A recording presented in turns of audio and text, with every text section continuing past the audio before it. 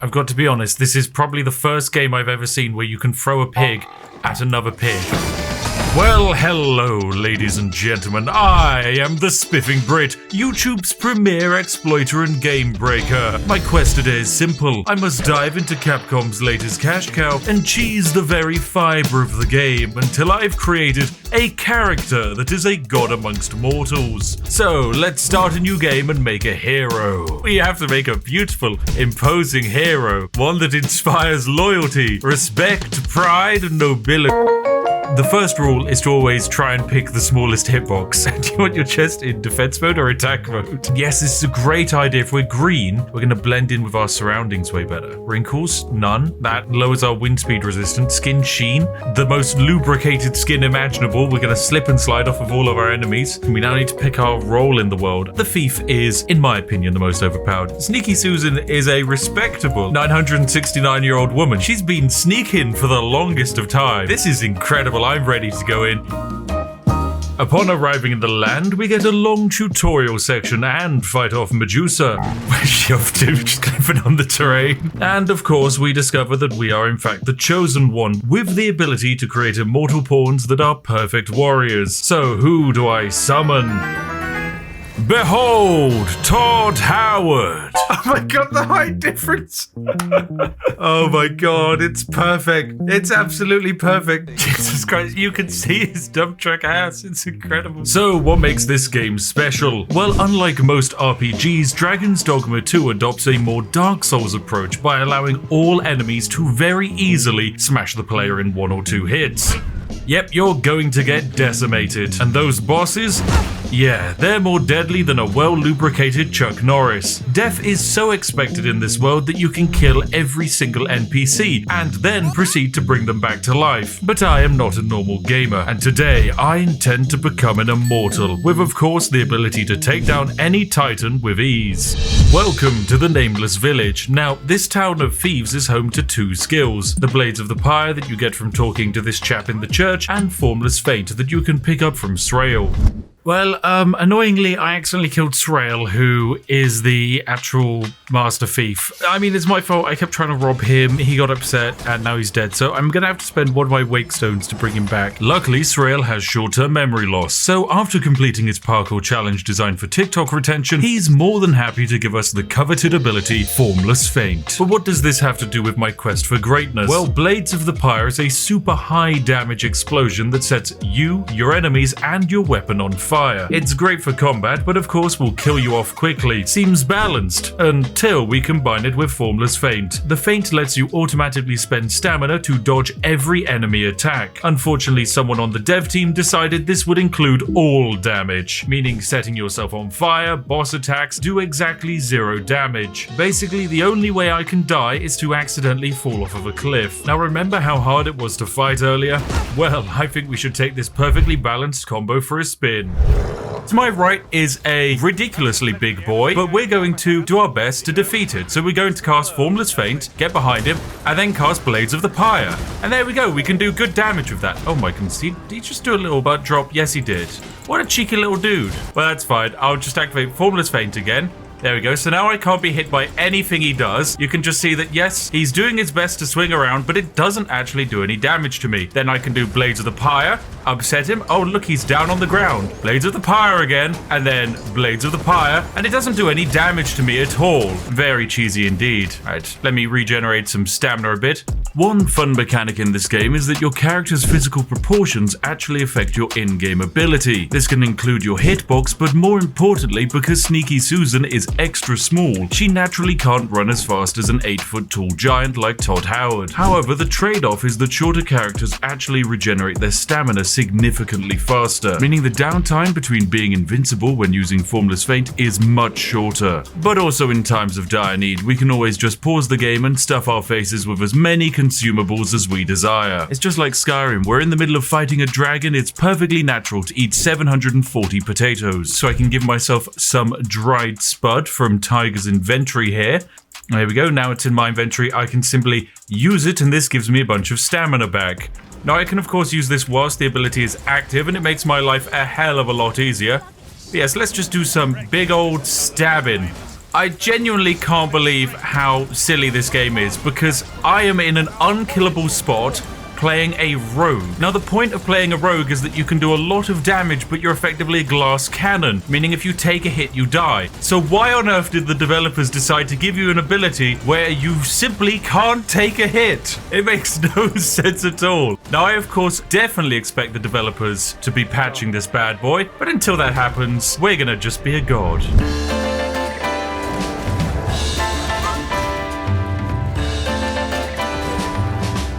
Look at that cute little flappy bird. Yep, I don't have the gear for it. I might be massively underleveled, but Formless Feint is stupidly broken, so why not give it a go? It's a thing.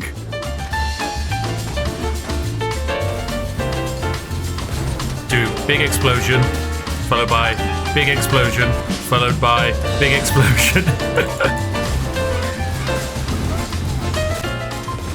Oh, okay, right, yeah, it turns out boss fights are basically just a game of attrition because I can't die, they definitely can't kill me, and I can just run around doing stabby stab. There we go.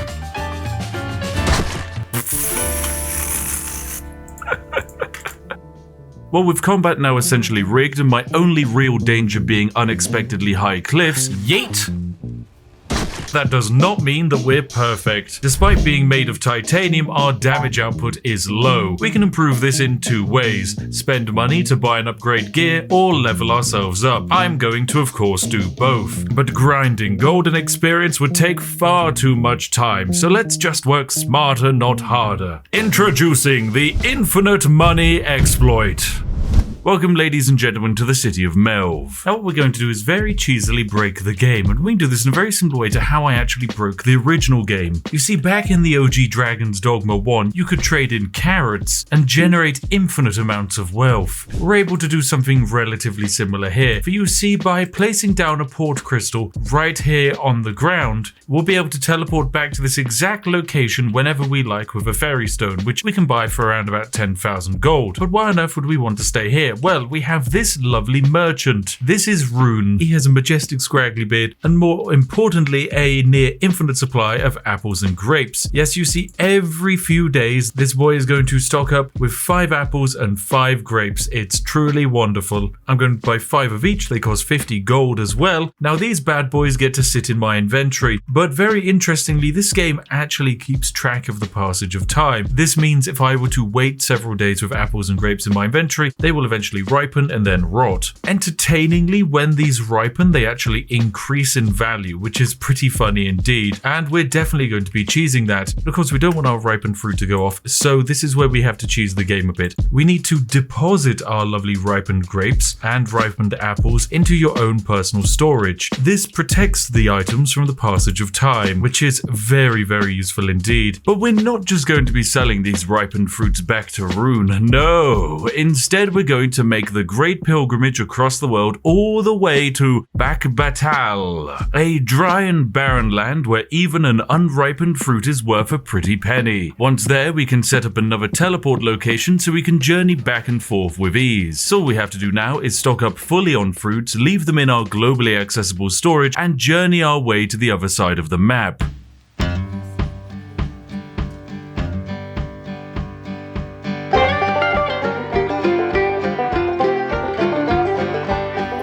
Okay, we're about halfway there. We've now entered brand new lands. Well met, sir. Wow, look at this guy. He's absolutely massive, although I'm pretty sure he can't stop me. Oi, bugger off, Griffin. I'm not done with this golem yet, you cheeky bugger. Next time, wait your turn.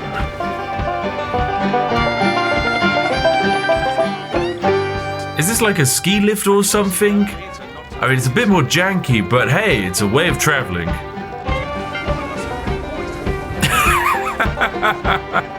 Oh wait, is he stuck? Is he still going? Okay, he's a cute boy, but he can't quite get me. Hey, get down from there, friend. I want to kill you. Well met, sir. How might I be of service? Ah, thank you, Mr. Cyclops. There we go. I've made my way over to Backbatal, it's one of those. All I have to do now is go to the local inn and access my storage to withdraw the apple and grapes that we're going to sell. Now, luckily, any merchant in this city is willing to buy apples and grapes, but as you will remember, I purchased these apples and grapes for 50 gold each. And I am able to sell them for 170 gold. That is 3 times the profit. Just from these 5 grapes and apples alone, we've been able to turn 500 gold into 1,700 gold. That's pretty good. But it can get better, for you see, if we simply wait a few days, the apples and grapes in our inventory will age and ripen, or we can pull the ripe fruit out of our lovely inventory from the stock. And there we go, after just 3 days have passed, we've turned our grapes and apples into ripened variants. We can now take these superior options and sell them for 350 gold. Now you'll remember we are in possession of 200 apples and grapes and 200 ripened apples and grapes. We can of course improve the odds of all of these by ripening the grapes inside of our inventory and selling all 400 of our stock for 350 gold. This would give us 140,000 gold. And of course, once we're complete and we have our hundreds of thousands of gold in the bank, we can simply buy some fast travel stones and warp all the way back to the town of Melv, where we can then repeat this process over and over again until we have unlimited money. This will allow us to always buy the greatest gear in the game. Never again will we have to make do with scraps. We will become gods. With infinite money secured, I now need to cheese experience. Luckily for me, I know just the trick, so let's go and visit an old friend. From the beginning of the game, it's Medusa. Here is Medusa. Now, as you can tell, she's a pretty spicy being, very, very challenging, but luckily for us, I can just activate dodge everything mode and then just go to town, poking her with my flamey sticks. Now, Medusa is an incredibly impossible late game enemy. Even for an immortal thief like myself, it would take me years to win this fight. So instead, we'll be cheesing the thief's ability to steal. You see, by just hitting Medusa, we have a small percentage chance of looting her. This, as you can imagine, is pretty darn powerful indeed. Because if we're able to steal her item, that means we get the single most broken item in the game. And there we go, we got the item, the Medusan spellbow. Right, we're out of here. We're out of here. Come on, everyone, out. Now, if we're lucky, all of our lovely minions will actually follow. Come on, you can do this. Run, friends, run. We've lost one of them, but go on to me. Leave that one behind, Todd. Todd, you don't need to save them. Oh my goodness, you are. Todd, the hero of our time. Well done, Todd. Tiger, you can thank Todd, not me. I was completely ready to leave you behind, if I'm being honest. Anyway, let's quickly bugger off out of here, as we've got the most overpowered item in the game. Now, is it the highest damage item in the game? No. Is it a good item for me to use in combat? Also no. So why on earth did I want to pick up a 15-kilogram bow?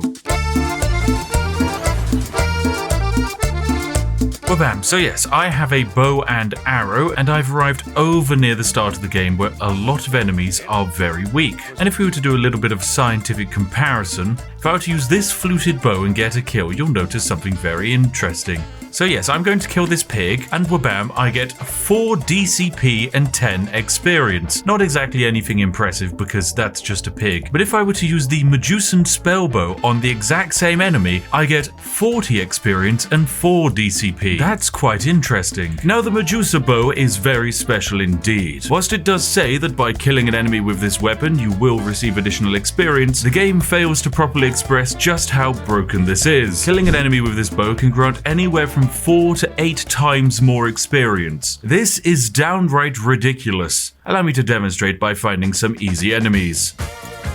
There we go, that's 200 experience for a goblin. There we go, we're bam and dead. The one problem I have is that if my allies get the kill, we actually get less experience because we generate experience from our allies' kills. Oh, there's a big enemy. Dodge. Oh wait, I forget, I'm not a rogue, I can't dodge. Help.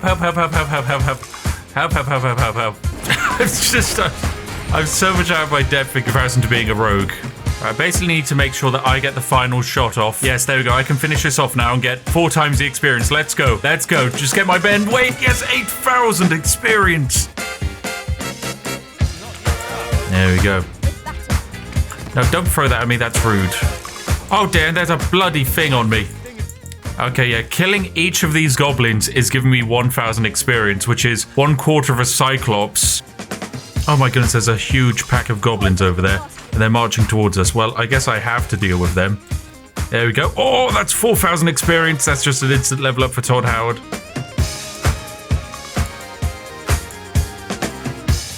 And let's pop on another explosive arrow. Yeah, it's dead. 28,000 experience. What? Whoa. Okay, that was just an instant level up. Okay, no, that was 2 level ups. What? God, this bow is overpowered. This bow is so overpowered. That fight wasn't even that bad. With my ultimate power now secured and my weapons upgraded, I think it's finally time to see just how powerful I've become. Let's go find a boss. Right, let's do Blades of the Pyre. Yes, I exploded the griffin. There we go. They're all dead. It's a big boy. There we go. That's more like it. Right, stealth mode. Bam, dodge. It doesn't matter. Yes. Oh, you used to be strong. What happened to you, Medusa? Pathetic. Oh, poor Todd needs reviving. Todd, I'm coming for you. So there we have it. We've fully broken the natural game progression of Dragons Dogma 2. We've become unkillable. We can tackle any foe, and we have unlimited gold to buy the best gear with. Also, we have means of just pumping out levels of experience with ease. Truly unstoppable. As always, a huge thank you to our lovely YouTube members and patrons, and I'll see each and every one of you in the next one. Have a lovely day, and goodbye for now.